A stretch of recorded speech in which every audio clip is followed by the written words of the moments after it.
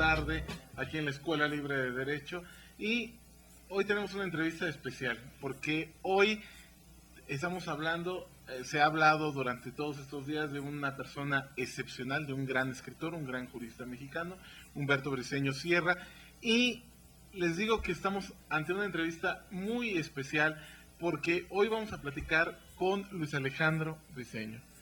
Alejandro, es un gusto que hayas aceptado esta invitación, la verdad estamos muy complacidos con tenerte aquí en esta entrevista y déjenme decirlos, como ustedes ya seguramente lo adivinaron, Luis Alejandro es hijo de Humberto Briceño. Gracias, Alfredo, muy amable. Pues, ¿qué te puedo decir? Estoy muy agradecido con ustedes por el interés que han demostrado, con tu público que nos acompaña en este medio, en este momento. Y pues bueno, encantado de recibir y de que por primera vez en mucho tiempo se haya organizado un encuentro como este encuentro, un congreso del Instituto Panamericano de Derecho Procesal, con 5 sedes, 5 universidades interesadas en apoyarnos para difundir la obra de mi padre, conmemorar esta obra, el legado que nos obsequió en todos los escritos que nos dejó. Se reunieron 5 universidades de las más prestigiadas, la Universidad Iberoamericana, la Universidad Panamericana, la UNAM, nuestra casa máxima de estudio, la Facultad de Derecho, la casa académica de tu padre, la casa académica de mi papá, la UAM y por supuesto esta Escuela Libre de Derecho en la cual nos encontramos ahorita en este momento. Muchas gracias, Alejandro. Y lo primero que te quisiera preguntar es, hoy hablamos de una etapa de globalización donde todo está en internet, donde todo es aparentemente sencillo, el llegar a la información, donde se habla de que todo mundo debe tener un estudio de posgrado, que ya la licenciatura quedó atrás, todo el mundo tiene posgrados, y donde tenemos acceso a tanta información, de pronto podemos contrastarla con las vidas como la de tu padre, donde fue un hombre de mucho esfuerzo, de mucho estudio, en una época que no estaba tan de moda ese desarrollo académico, ¿no? Sí, mira, mi padre, obviamente, él ejerció primero como maestro, profesor, él estudió primero la educación, fue primero maestro de educación primaria, secundaria. Dio clases muchos años, yo le comentaba cómo había elegido el ser licenciado en Derecho. Me comentaba que él tenía una novia que le decía, oye, Humberto, a ti te gusta mucho discutir, te gusta mucho razonar, revisar los porqués de, ¿por qué no estudias Derecho? Entonces mi papá, en un ejercicio personal, pues le tomó la palabra y ya grande, porque de hecho él estudió la carrera cuando todo el mundo le estudia a los 20, 19, 20, 21 años, él toma el deseo de estudiar la carrera ya grande a los 32 años. Estoy hablándote de que él ya estudió ya grande la carrera, se recibe como abogado y estando con el gusanito de que él tenía por la investigación, por la docencia, porque el que es un auténtico docente siempre está inquieto en aprender, en enseñar y en aprender. Es una relación doble, las dos caras de la moneda, ¿no? El aprender y el enseñar, que te da toda esta situación de la docencia. Tú dirías, perdona que te interrumpa, sí. ¿Tú dirías que es antes maestro que jurista? Mi padre siempre fue jurista, siempre fue maestro, posteriormente fue jurista, y en un momento ya tardío de su etapa, él inclusive se dedicó a comprar muchos libros de historia, de literatura, diccionarios, se convirtió en un ávido comprador de diccionarios, diccionario de etimologías, diccionario de filosofía, diccionario de lo que se te ocurra, compraba diccionarios. Entonces, él siempre tuvo mucha inquietud, primero por la docencia, porque él fue de corazón, de naturaleza, docente. Me estás hablando la imagen de tu padre, y tu padre nació en los 30. No, mi papá nació en él fue el último de una antigua familia, bueno, antiguamente, estoy hablando de la época del porfiriato. Ajá. Las familias eran numerosas, o sea, tú tendrás entre tu familia abuelos o bisabuelos que eran 15, 18, 12, 10 hijos. Mi papá fue el último de una familia de 13 hijos, fue el último que nació en la Ciudad de México. Toda la familia de mi papá es de La Barca, Jalisco. Su mamá era de Aguascalientes, su papá de La Barca, Jalisco. En la época de la revolución, cuando empiezan los movimientos, todo esto, y empieza a escasear el trabajo, se pone peligroso vivir en el interior, su familia emigra aquí a la ciudad, y en 1914 nace mi padre aquí en la Ciudad de México. Todos eran de Jalisco, excepto mi padre. Y ya se crece, pues una familia de origen humilde. Mi abuelo, pues obviamente, hace muchos esfuerzos por levantar a la familia. Él se crió aquí por el rumbo de la colonia de los Doctores. Él vivió lo que llamábamos antiguamente las vecindades, ¿no? Como la del famoso Chavo del Ocho, las que veíamos en las películas de Tintán o de Travillazo, todos esos, en donde eran las vecindades con los patios centrales, donde la gente lavaba y todo eso. Él se crió en ese ambiente aquí en la colonia Doctores. Pero un hombre, pero perdóname que te interrumpa, pero con una formación muy culta desde pequeño. Se hizo, ¿por qué? Porque él tuvo siempre esa avidez, esa curiosidad, ese espíritu que lo llevaba a leer. Él se hizo a sí mismo, él se puede decir que él es un hombre que se autoconstruyó, que él mismo se hizo en el sentido de la lectura, él se rodeaba siempre de libros. Entonces, obviamente, él empezó leyendo libros, novelas y todo, como cualquier adolescente, cualquier joven, pero con el tiempo empezó a leer obras que le dedicaban más profundamente a la filosofía, obviamente a cuestiones más serias, que le forjaron ese carácter que tuvo mi papá de investigador, de docente. Entonces, por eso fue que eligió como primera opción la docencia, y se hizo primero en los años, tendría en los años 20, la carrera de profesor. Él se graduó como maestro de educación primaria en los años 34, 35. Se recibe y empieza a trabajar en esa profesión. Posteriormente, como te comenté antes de que iniciamos esta charla, él decide, por una novia que le pregunta y que lo conmina a seguir estudiando, decide hacerse ya grande abogado, y termina en sus años 30 la carrera ya de licenciado. En los años, estoy hablando en el 42, tengo más o menos conocimiento, 42, 44. En la Escuela Nacional de Jurisprudencia. En la Escuela Nacional de Jurisprudencia, aquí en el barrio, en el centro. Se recibe y empieza ya a trabajar en cuestiones de su carrera y demás. En una ocasión, él trabajó en la corte, trabajó en lo que anteriormente había sido el Instituto del Seguro Social, el ISSSTE, que en aquella época se llamaba pensiones y demás. Él trabajó en muchos lados, y en uno de esos trabajos coincide con mi madre. Él estaba de vacaciones, regresa y encuentra que habían ingresado durante el tiempo que estuvo ausente 2 personas, las conoce y pues bueno, se enamora de mi mamá también abogada. En el caso personal, bueno, mi familia, mis hermanos, tuvimos la fortuna de ser hijos de abogados. El papá de mi mamá también fue abogado, entonces eran muy buenas discusiones de mi papá con su suegro, o sea, de mi abuelo. Platicaban muchísimo cuestiones de derecho y las charlas y demás. Mi abuelo, él sí era una gente muy culta, en el sentido de que él se forjó también en los años. Mi abuelo estuvo en la Revolución, fue carrancista, fue secretario particular de Venustiano Carranza, entonces tenían muchas anécdotas que compartir. Y mi abuelo se inclinó más por la biblioteca, él formó una biblioteca extensa de literatura, de historia. Entonces, cuando fallece, le hereda a mi madre la biblioteca, una biblioteca muy grande, como unos 5,000 volúmenes de historia, de todo. Y entonces se enriquece la biblioteca de mi padre. Mi padre también tenía ya una biblioteca muy grande, pero de derecho. Él tiene hemos heredado de su parte una biblioteca de cerca de probablemente 12,000 títulos. Wow. Una biblioteca muy grande, inclusive construyó su casa alrededor de la biblioteca. Hizo exclusivamente dos salas grandes que le llamamos la biblioteca de arriba, así nos referíamos, ¿no? Como niños, la biblioteca de arriba y la biblioteca de abajo. Y en estas bibliotecas él tenía todas las obras.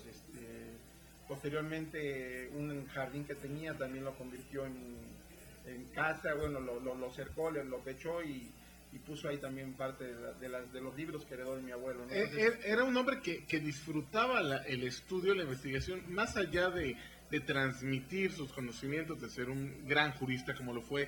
Era alguien que sentía un placer por el estudio, por la cultura. Sí, la lectura, todo, el compartir. Y eso fue otra cosa interesante como docente. Él no se quedaba con lo que leía, él procuraba compartir todos sus conocimientos. Por eso fue que el origen de su obra, o sea, él empezó a escribir. Mi padre fue de carácter, siempre fue una gente muy reservada, muy humilde, extremadamente no le gustaba enfrentar a la gente, sino al contrario, él era muy conciliador.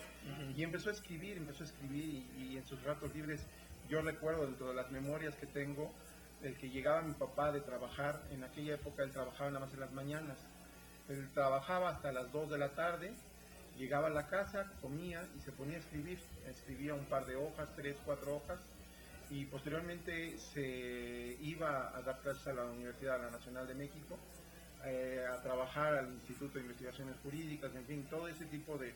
Él compartió, él fue catedrático por oposición de las materias de Teoría General del Amparo, procesal civil, los dos cursos, procesal civil 1, procesal civil 2. Esta parte quisiera regresarme un poco, porque me contabas de su preparación profesional. Quisiera regresarme a ese punto. Estudia la carrera de Derecho en una época donde, no, como decíamos hace rato, no era costumbre el posgrado, no era costumbre seguir profundizando en los estudios. No existía, es que te estoy hablando de los años 40, en aquella época no existía aún esa tendencia a especializarse. Inclusive en medicina, en ingeniería, en muchas carreras no existía la tendencia a la especialización. La gente terminaba su carrera y se ponía a trabajar y hacía lo que tenía que hacer. Médico lo operaba y eran raros los médicos. Claro, con el tiempo se empezaron a hacer especialistas, pero era muy común los médicos generales, cirujano general y todo. Sí, que ahora no existen. Ahora ya todo el mundo se especializa y subespecializa. Y mi padre inaugura en los años 50 la primera generación, el doctorado con la primera generación de Derecho. Él fue el tercer titulado como doctor, pero el primero que recibió la mención honorífica, lo cual pues es un gran logro, ¿no? Y un gran honor. Y fue alumno de distinguidos jurisconsultos, entre ellos el doctor Alcalá Zamora. Doctor Alcalá Zamora, hijo del último presidente de la República Española, que habían pues obviamente sido exiliados al perder la guerra civil.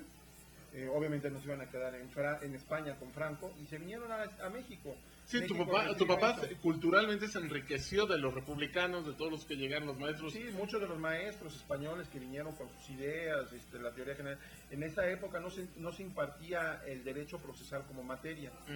Él logró en las revisiones que se hicieron en los años 50, 60, en la revisión del currícula de la Facultad de Derecho, él logró que se incluyera la materia de teoría general del proceso. La teoría general del proceso que ya abarca específicamente el proceso, ya con todas las corrientes y todo, pero ya como una primera llamemos esfuerzo para centrar el derecho procesal, el derecho adjetivo, que en esa época no se impartía, ¿no? O se impartía inmerso en otras materias, ¿no? Incluidos en otras materias. Entonces él empezó a desarrollar la materia y, bueno, hemos tenido muchísimas referencias de él como autor de ¿cuántos libros? ¿De cuántos podemos? ¿Veintitantos? Él escribió cerca de 32, 34 libros. Dejó obviamente cientos de artículos en muchas revistas. Él ayudó a fundar la revista de la Universidad Iberoamericana, que se llama, precisamente él la bautizó, él tuvo el mérito, de bautizar la revista de la Universidad Iberoamericana Jurídica, que es una revista de las más importantes universitarias de difusión de obras de contenidos que se ha replicado, ¿no? Obviamente está la revista de la Facultad de Derecho de la UNAM, la de la Ibero, la de la Salle, la de la Anáhuac, también estuvo en el comité editorial de la Anáhuac, él estuvo en 4 comités editoriales, en el de la UNAM, la revista Proceso, en el de la Ibero, en el de la Universidad Anáhuac, donde también dio clases, y obviamente en la de la Barra Mexicana de Abogados. Él presidió, ayudó a formar el Instituto Mexicano de Derecho Procesal. El Instituto Mexicano de Derecho Procesal fue uno de los antecedentes que empezó a agrupar a los abogados especialistas en el teoría general del proceso, ¿no? Y ahora, después de que me cuentas todo eso, después de que me cuentas todo ese bagaje cultural que tenía tu padre, esa vocación por aprender y por transmitir esos conocimientos, y tantos alumnos que se sirvieron en el buen sentido de la palabra de sus conocimientos. Forzosamente tengo que hacerte una pregunta. ¿Qué pasaba en el ámbito familiar? Porque muchas veces cuando hablamos de ese tipo de personajes, de ese tipo de individuos, lamentablemente tenemos que hablar de alguien muy alejado de la familia, muy en otro mundo. Mi papá fue muy cercano a la familia, siempre estuvo presente. Él todos los días llegaba a la casa a comer, escribía un rato, obviamente, pero en las noches las dedicaba a estar con nosotros. Él regresaba de dar clases a las 9 de la noche, todavía estábamos despiertos en aquella época. A todos siempre nos encontraba despiertos, platicábamos un rato con él. ¿Cuántos hijos son? Somos 5. Yo soy el mayor. Que ya son muchos para aquella época, ¿no? Ya son los años 60 todavía se estilizaban. De hecho, todavía hay algunas familias de 6, 7 gentes. Pero tiene razón, ya lo normal son 2, 3 hijos. Pero entonces tenía tiempo y vocación para ver por sus hijos, para cuidar a nivel personal. Platicaba con nosotros, obviamente.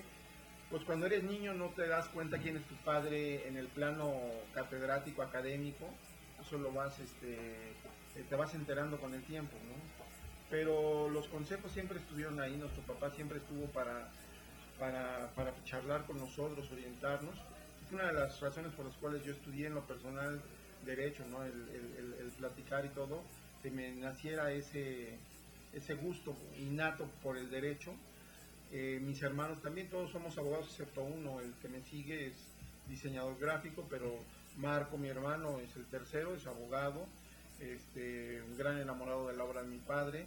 Mi hermana Diana también es abogada, ella se dedica más que nada al derecho notarial, y mi hermano Ricardo, que también abogado y se inclinó también por estudiar, y todos somos egresados de diferentes universidades, déjame decirte, nunca nos impuso una universidad, él nos dejaba elegir, él era muy dado a decir lo que tú gustes, o sea, es algo que tú tienes que tener la vocación para hacerlo. Entonces, pues a mí, yo he egresado de la Panamericana, luego mi otro hermano Héctor estudió en la Náhuac, luego mi hermano Marco, él estudió en la UNAM, en la INEP Acatlán, mi hermana Diana en la Universidad de La Salle, y mi hermano Ricardo, el más chico, estudió Derecho en la Ibero. Entonces todos hemos tenido diferentes escuelas, pero siempre el mismo gusto por la misma materia, ¿no? Y fíjate que eso que me cuentas de que todos estudiaron diferentes universidades es un reflejo de la universalidad de tu padre, ¿no? Porque era un hombre, si bien estudió en la Escuela Nacional de Jurisprudencia, porque aparte tampoco había muchas opciones. Estaban principalmente la Escuela Nacional de Jurisprudencia y la Escuela Libre de Derecho. Exacto. Pero un enamorado de la UNAM, pero aún así que se abrió a todas las otras instituciones, ¿no? Él nunca fue envidioso en el sentido de compartir. Él impulsó las carreras en donde lo llamaran. Él impartió clases, obviamente en la Nacional, en donde fue maestro por oposición, que es un gran logro, porque no cualquiera tiene que sustentar un examen ante sus pares, ante gente que lo va a calificar, maestros en Derecho como uno, y lo califican. Entonces a mi padre él se sometió a ese juicio de gente similar a él, ¿no? Y obtuvo el derecho a tener la cátedra. Estudió y compartió clases en la Náhuac, en la Iberoamericana, donde también ayudó a hacer el currículo de la carrera de Derecho, que fue también muy novedosa la Universidad Iberoamericana en su currículo de la carrera, porque obviamente fue en contra de las tendencias que marcaba. La UNAM siempre marcó la tendencia en cuanto al estudio del derecho, y la Iberoamericana fue de las primeras que se apartó de la tutela de la UNAM y empezó a hacer su propio currícula donde intervino mi papá a asesorarlos y todo eso. Dio clase también en la Panamericana, en el doctorado, y fue maestro invitado de muchísimas universidades, la Universidad Veracruzana, la Universidad de Sinaloa, y también en el extranjero, en Colombia, en Chile, en Rosario. Mi papá fue un enamorado de Argentina, de Rosario. Inclusive le dieron el doctorado honoris causa en la Universidad de Rosario. Entonces él era doctor en Derecho por la UNAM, estudio, y honoris causa en Derecho por la Universidad de Rosario en Argentina. Después de que me cuentas todo esto y que podríamos pasarnos horas y horas hablando de esas cuestiones y de anécdotas, quisiera hacerte una última pregunta, en el sentido de ¿qué significa ser su hijo? ¿Qué significa, más allá del aspecto académico, del aspecto profesional, en el aspecto personal? ¿Qué significa ser hijo de tu padre? Bueno, primero, gran orgullo, creo que todos somos orgullosos de nuestros padres, ¿no? Independientemente de sus logros, ¿no? Yo sí me siento doblemente obligado y agradecido por el padre que tuve. Me siento también muy contento de la ceremonia, de los homenajes que le están haciendo aquí, que eso es muy importante. Y un compromiso muy fuerte, ¿no? Con mi hermano Marco y el tratar de llevar adelante el compromiso de la difusión de su obra. Hoy en día y tenemos planeado hacerlo más adelante, esperemos que en el internet, así como estamos charlando en el internet ahorita, que se dé la oportunidad, y lo vamos a tratar de hacer, difundir la obra en libros digitales. La tendencia es digitalizar todo. La obra de mi padre, toda está escrita en libros, son 34 libros aproximadamente, montones de artículos, algunos se han desactualizado porque las leyes se han modificado, hay muchas leyes que en la época de mi padre, cuando escribió sus obras, no estaban vigentes, pero libros importantes como las teorías general del proceso, donde aparecen doctrinas suyas muy relevantes, eso, nuestro compromiso es llevarlo al público, difundirlo. Mi padre, como dice el viejo dicho, nadie es profeta en su tierra, no es muy conocido en México. Él es más conocido, aceptado y difundido en Argentina, en Chile, en Sudamérica. En México son pocos las escuelas que lamentablemente, porque él no era muy dado a pavonearse, esa es la palabra, o sea, no le gustaba exhibirse. Él escribía su libro para quien lo quisiera leer, ahí estaba, pero no se... o sea, no iba a los congresos a difundir su obra. Él iba a los congresos a difundir el derecho, a difundir ideas, no necesariamente su obra. Por eso fue que tanta gente lo siguió.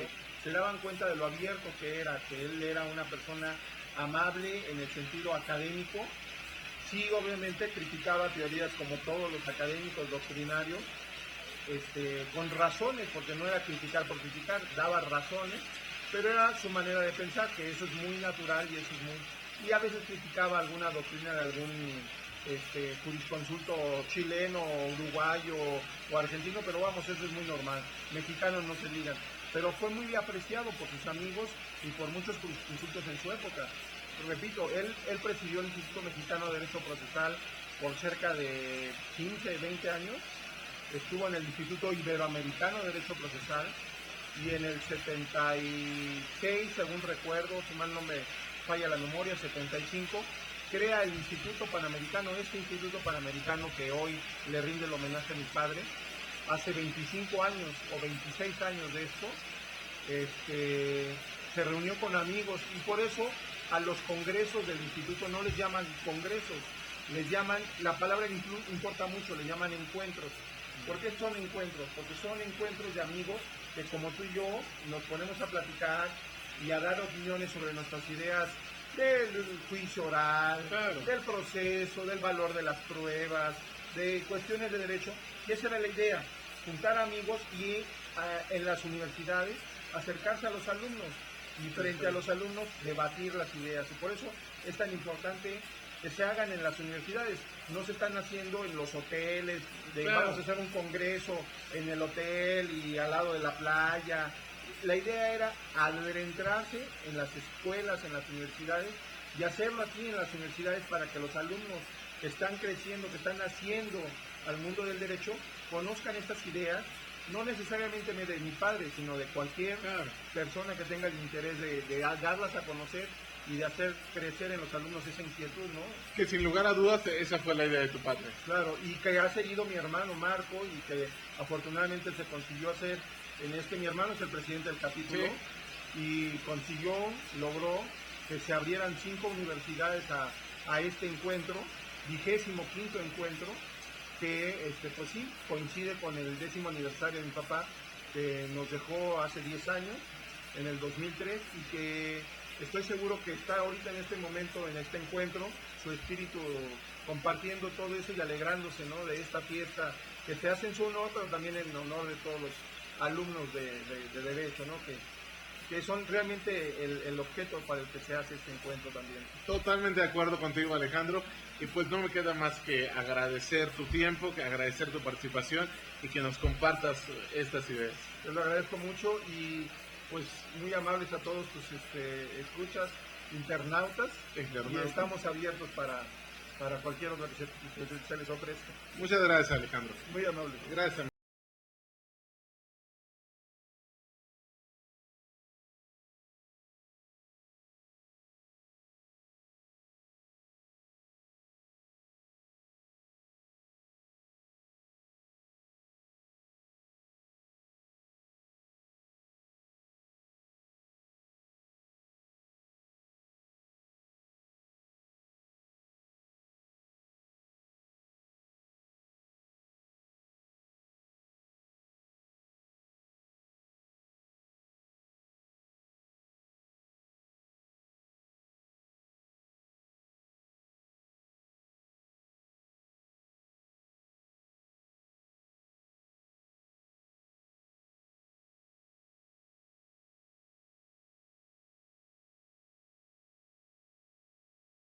Evento de tal importancia, este evento internacional ahora en la Escuela Libre de Derecho, y tenemos aquí con nosotros al maestro Manuel Alejandro Munive Páez.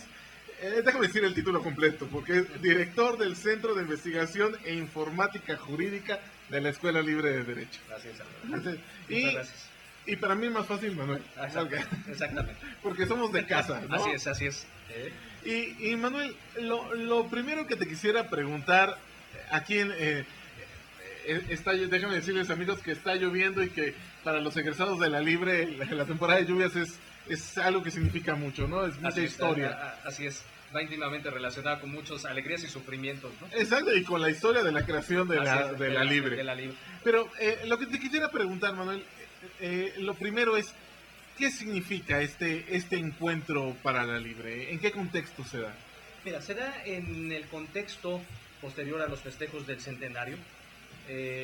Uno de los proyectos de nuestro actual rector Fauci Handel es que los festejos del centenario, más allá de la conmemoración, tuvieron un toque eminentemente académico y que no se limitara al año pasado del 2012, sino que continuáramos en esa misma línea.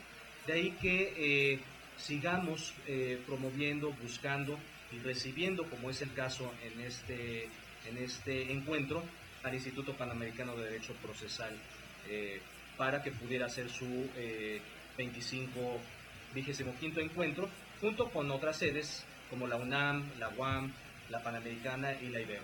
Entonces nos encontramos dentro de ese marco de apertura, que ya viene de unos años para acá, pero que a partir del centenario, bueno, pues digamos que fue el arranque de salida para otra época dentro de la escuela, ¿no? Sí, y fíjate, Manuel, que nos estaban comentando hace unos minutos del nombre de que le habían dado a este evento, de decir encuentro. Y eso me trae a la memoria pues parte de la historia de la Libre, porque nos explicaban que la razón de que fuera encuentro era de sumar relaciones con otras universidades, con otras instituciones, con otros países.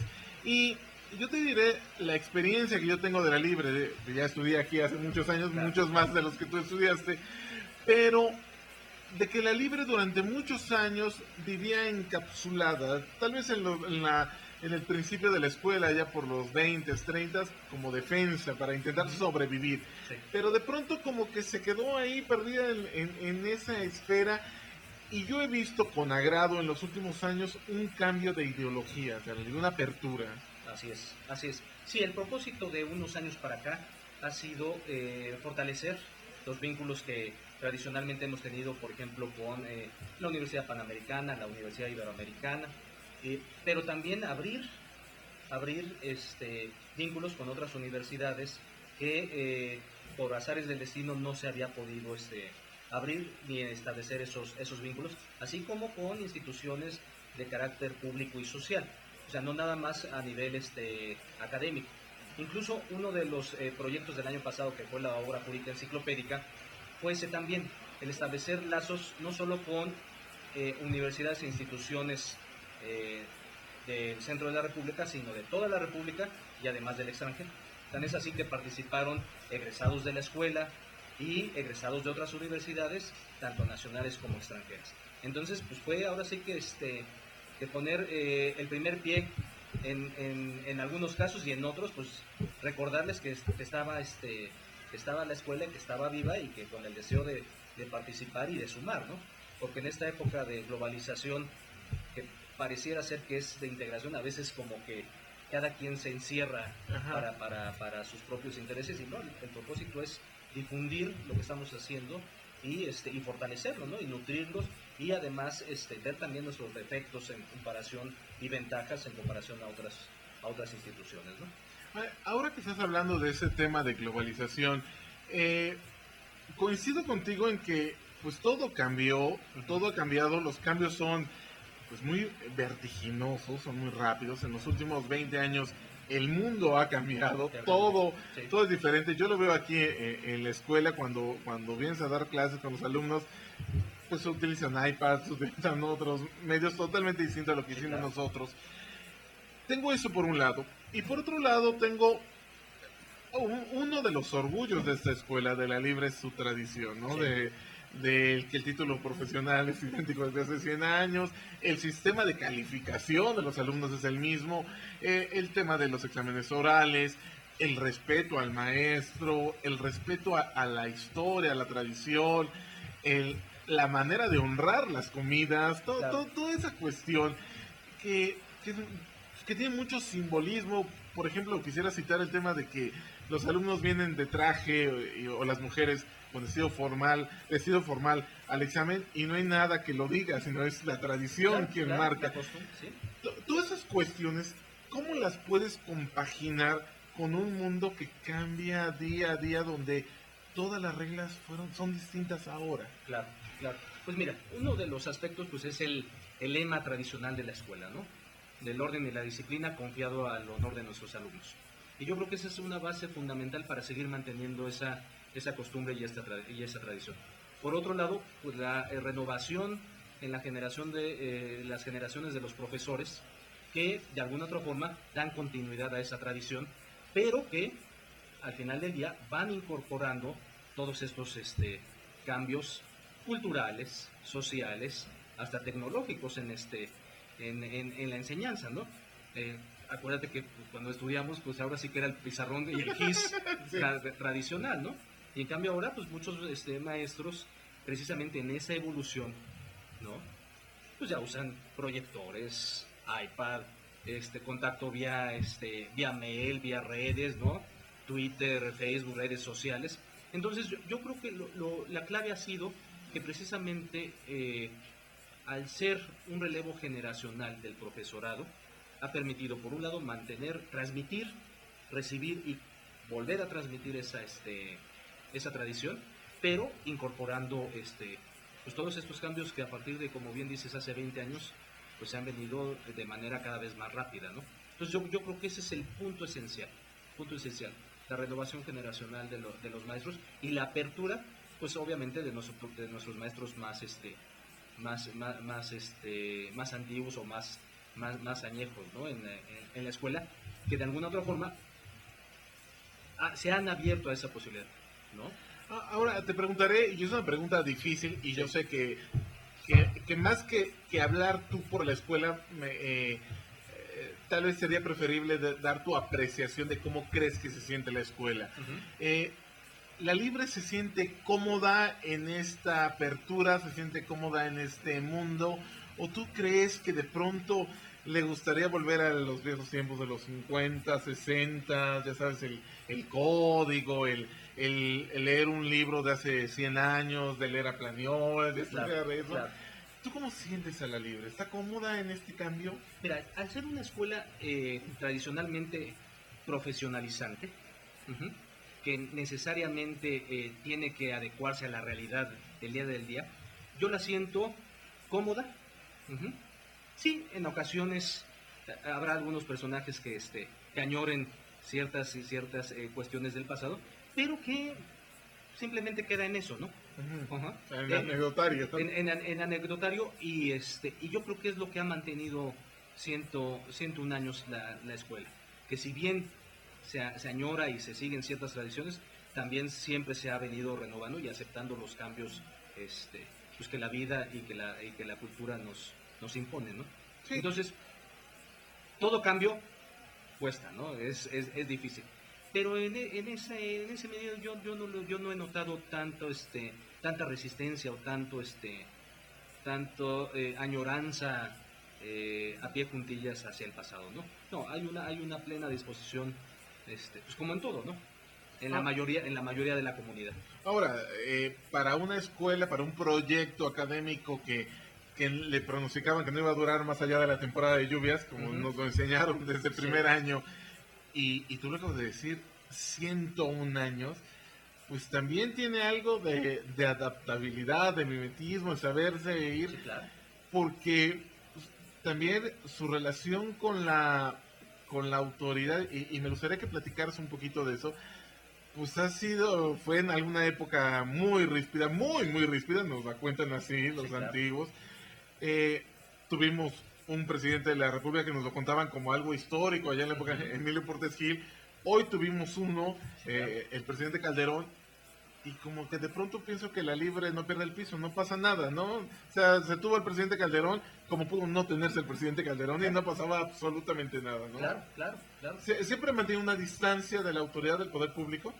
Sí, pero no absoluta, porque pues, a lo largo de estos 100 años hemos tenido secretarios de Estado, ¿no? Ministros de la Corte, de hecho, pues ahorita contamos con 3 de la escuela, y tanto ese tipo de funcionarios como la misma escuela han establecido su propia sana distancia, ¿no?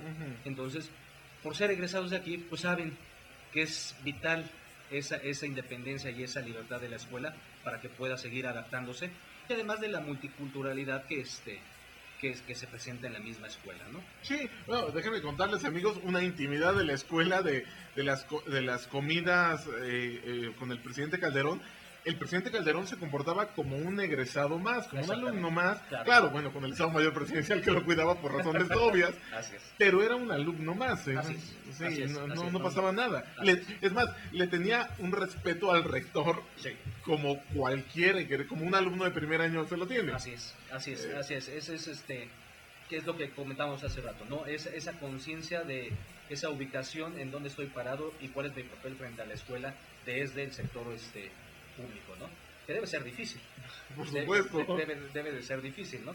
Pero yo creo que es parte y producto de lo que somos y de lo que se ha venido forjando, ¿no? Ahora, por último, Manuel, Sí. ¿Cómo ves el futuro? Pues, no tienes una bolita de cristal, pero ¿cómo ves el futuro de la Libre? ¿Cómo ves hacia dónde va? Pues mira, yo lo veo de manera muy optimista. Muy optimista. Tenemos recientemente, unos 4 o 5 años, un nuevo plan de estudios. Tenemos un fortalecimiento desde el punto de vista académico. Proyecto del Centro de Investigación, que hablando de las nuevas tecnologías también es de informática, ¿no? Exacto, sí, el título. O sea, tenemos que integrarnos. Aquí la clave esencial, y como siempre ha sido, es nuestra semilla, los alumnos. Si los alumnos no vienen y no renuevan ese voto tradicional, difícilmente. Pero creo que quien ingresa aquí y quien logra permanecer en la escuela, le asegura a la escuela un buen camino todavía por recorrer.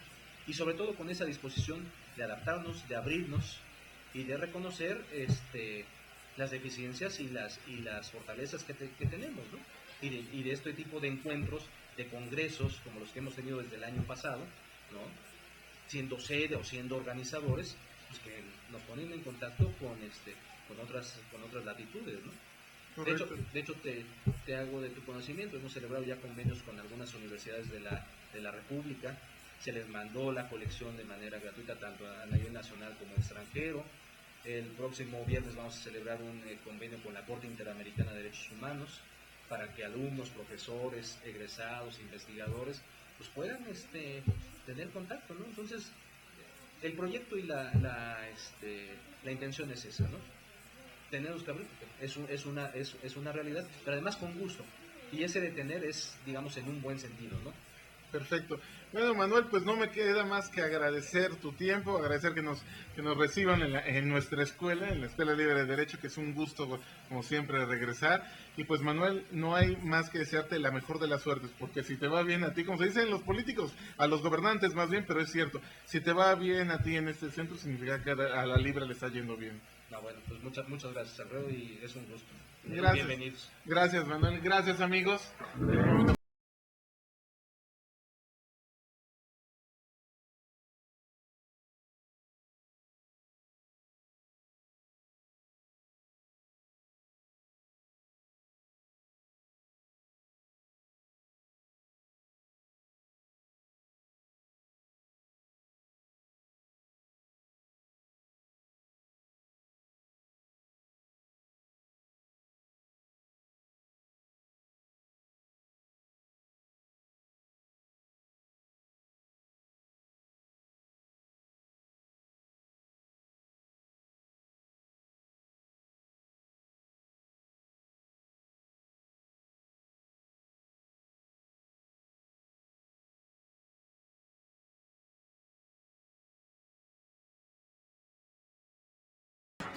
Abogado, y quien se ha encargado de hacer realidad, ha sido uno de los participantes en que sea realidad esto, ¿no? En México, porque yo le comentaba fuera del aire que pues yo llego aquí y veo los auditorios llenos y veo expositores de diferentes universidades, veo la participación la interacción de distintas escuelas.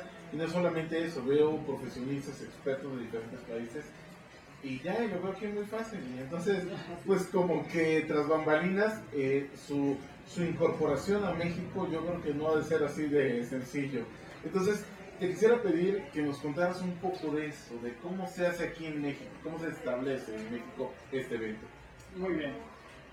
Desde luego aquí hay una situación, un congreso de este nivel, a nivel internacional, pues tiene muchas aristas, ¿no? Muchas instancias. La primera, mucho más complicada en ese sentido, sería la internacional, a través de la participación de todos los miembros del instituto que han llegado acá y se han coordinado entre todos ellos. La situación concretamente con México.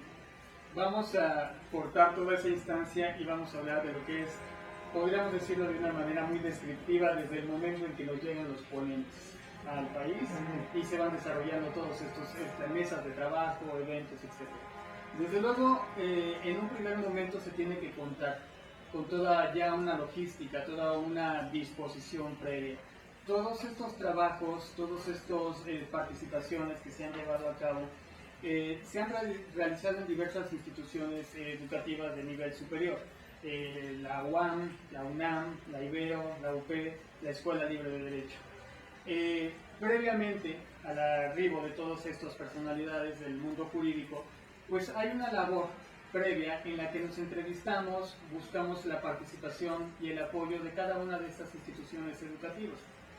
Y desde luego nos van patrocinando y nos van apoyando con una serie de elementos que nos permite ya la materialización del evento, desde lo que es el transporte de las personalidades que vienen, el traslado de ellos hacia su hotel, el lugar en el que van a estar recibiendo durante su estancia aquí en el país, y la materialización concreta ya en cada una de las instituciones, como serían las sedes de los auditorios, todo lo que el material que se va proporcionando en ese momento en cada una de las escuelas para llevar a cabo cada una de las jornadas de trabajo.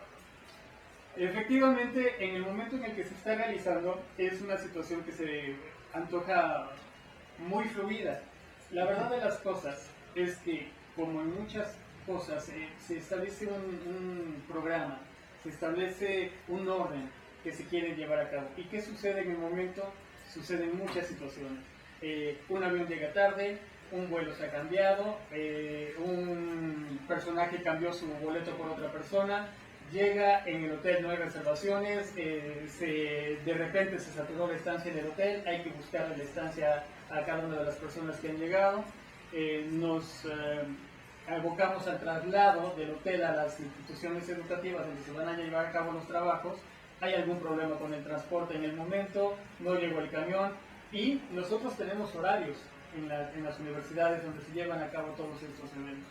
Entonces sí es una situación un tanto de estar increíblemente todo un día, desde las 6 de la mañana hasta, estamos ahorita hablando de que estamos llegando a las 8 de la noche y no puedes despegarte ni para comer. Tienes que estar pendiente, tienes que estar atento. Tienes que estar pendiente de las mesas de trabajo, de los temas de que cada uno de los ponentes va a dar, de las intervenciones que van a tener, de los tiempos que van a tener, de cómo se va a mediar la intervención entre todos ellos y, bueno, finalmente que cada una de las ponencias, cada uno de los trabajos que se vayan realizando cumpla con los horarios tales que permitan las siguientes mesas de trabajo. Un congreso de este tipo ha sido, vamos a llamarlo, tan grande, tan elaborado, que las mesas de trabajo no solamente se han desarrollado en una sola institución educativa, sino que se han llevado en paralelo.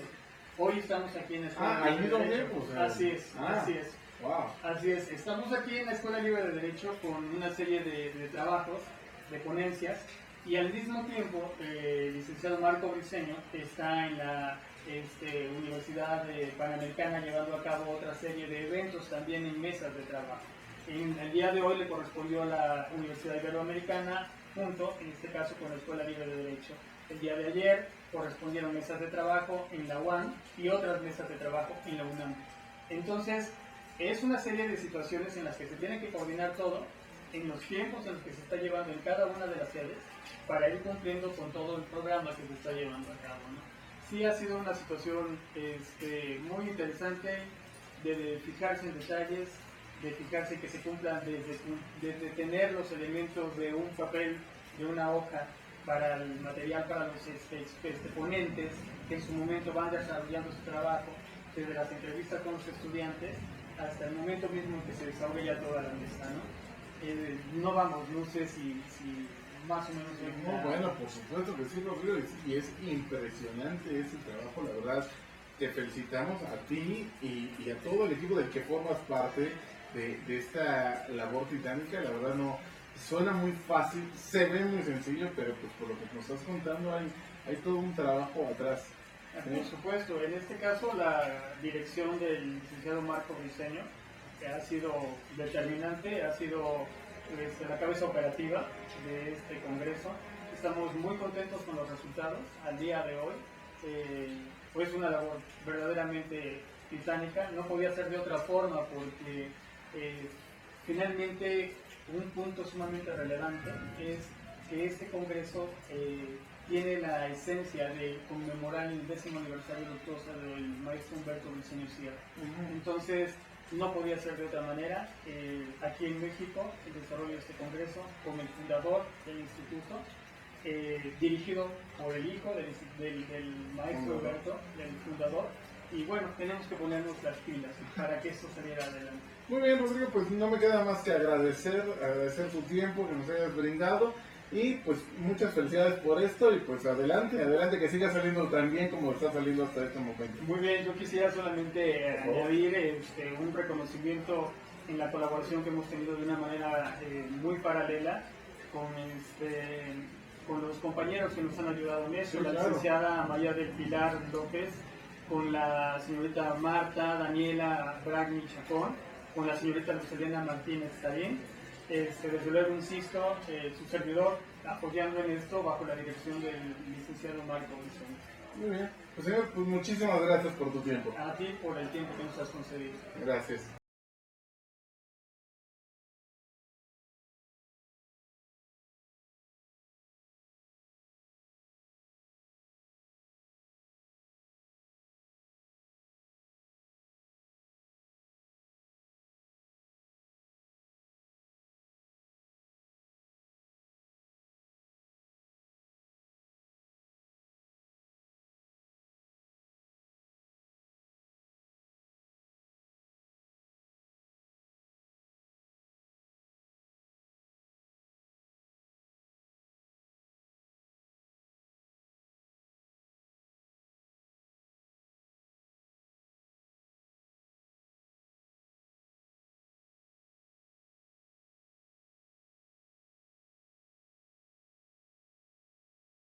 De regreso a la Escuela Libre de Derecho.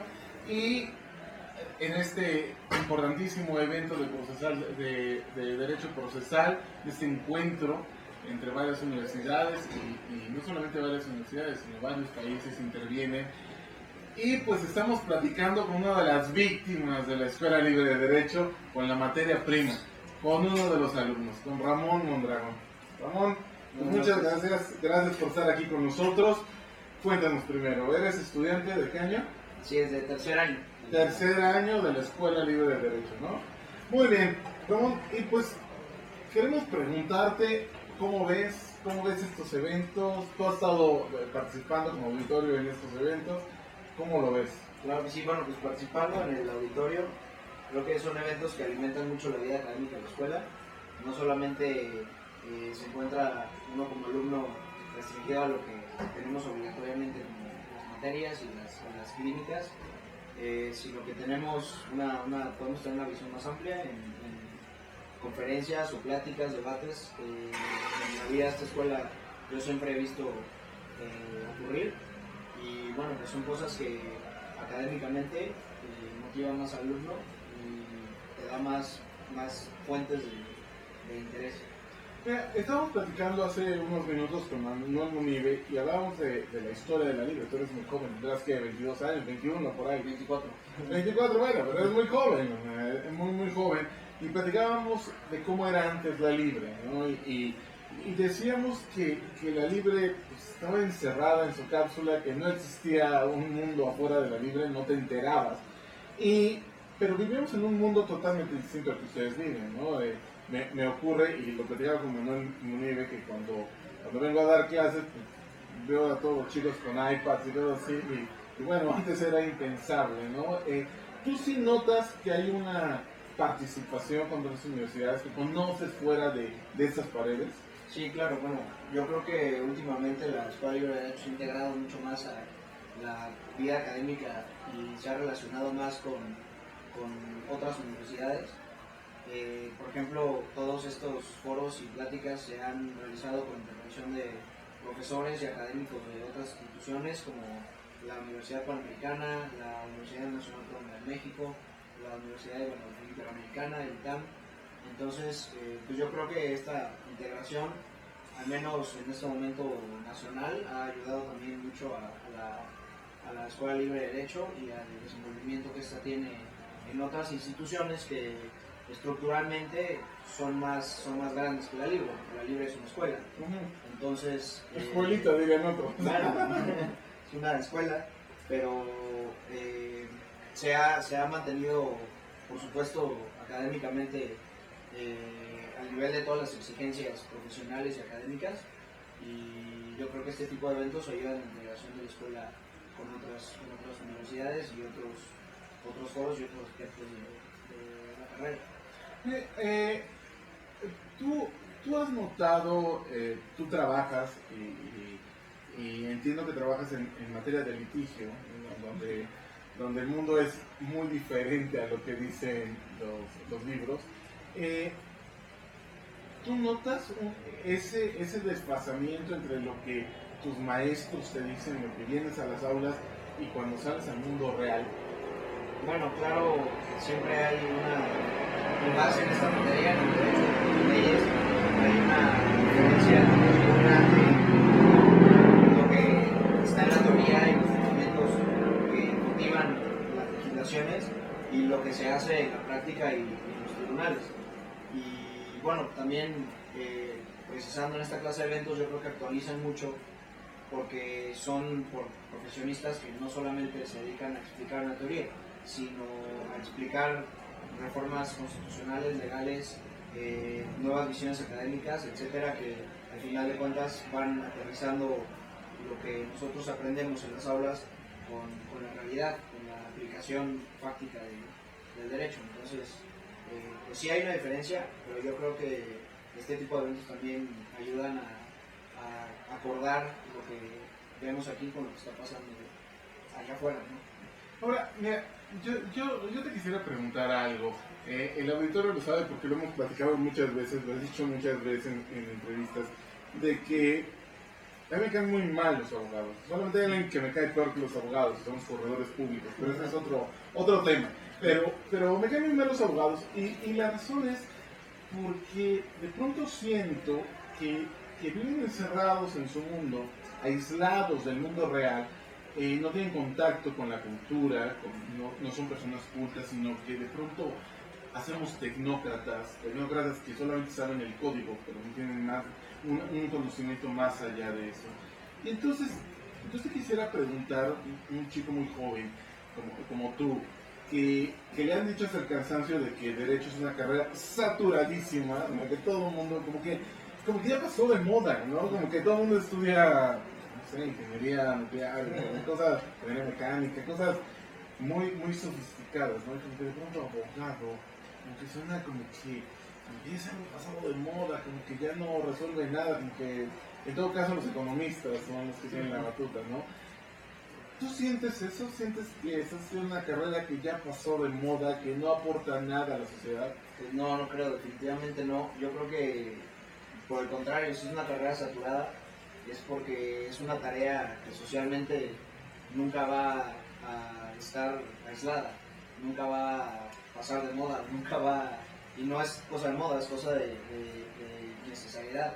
Entonces, el abogado en el desarrollo de la sociedad pues es una figura importante y necesaria. Y precisamente yo creo que a eso se debe la saturación de una carrera como esta, que pues a muchas personas se les hace evidente la tarea que hace un abogado en una sociedad, en una colectividad, y más allá, pues también nunca les va a faltar trabajo, ¿no? Entonces, pues yo creo que no es algo de modas, yo creo que si hay nuevas tendencias, otras carreras, pues es por razones también tendientes a la realidad, pero pues la realidad es que los abogados estamos aquí, pues, por más que avance la tecnología y siempre va a haber un conflicto. Siempre va a haber un conflicto, exactamente. Ahora, tú no te arrepientes, por lo que estás diciendo, tú no te arrepientes de haber estudiado Derecho. ¿Tú cambiarías algo? Ya no particularicemos en la libre. ¿Tú cambiarías algo de la forma de la enseñanza del Derecho, de la forma en que las universidades, que los maestros actúan frente a los alumnos? Bueno, considerando la opinión que expresó hace un momento, que dijo que los abogados se han convertido en meros tecnócratas, yo creo que analizar demasiado lo que significa el derecho y lo que tienen las leyes es cientificar demasiado la carrera. Y por eso el abogado se vuelve una persona que interpreta las regulaciones sociales totalmente ajenas a lo que el sentido común percibe. Entonces, pues yo creo que el derecho no se debe apartar del sentido común, del sentimiento o de colectividad, a formar una ciencia totalmente independiente a lo que la gente común y corriente cree y ciencia de lo que deben ser las leyes. Entonces, yo, con una visión muy particular, me gustaría creo que sería más eficiente si no fuera una ciencia tan aislada de lo que la realidad dice. Entonces, que los maestros también tendrían esa situación general, sin particularizar tampoco. Por eso dije, fuera, más allá de la libre, o sea, en términos generales, la enseñanza del derecho. Exactamente. Yo creo que debe ser más apegada al sentido común y no hecha tanto una ciencia independiente. No tan teórica. Exactamente. Muy bien, bueno, pues no me queda más que agradecer tu participación, agradecer que nos hayas dado tu punto de vista. Creo que es muy interesante conocer, como decía al principio de esto, la materia prima, ¿no? Pues son ustedes, son los alumnos los que forman este tipo de encuentros, más allá del aspecto académico de los expositores. Bueno, no serviría de nada si no estuvieran ustedes. Entonces, creo que para nuestro auditorio es muy, muy interesante tu punto de vista. Gracias. Pues muchas gracias, señor, y gracias a ustedes, amigos.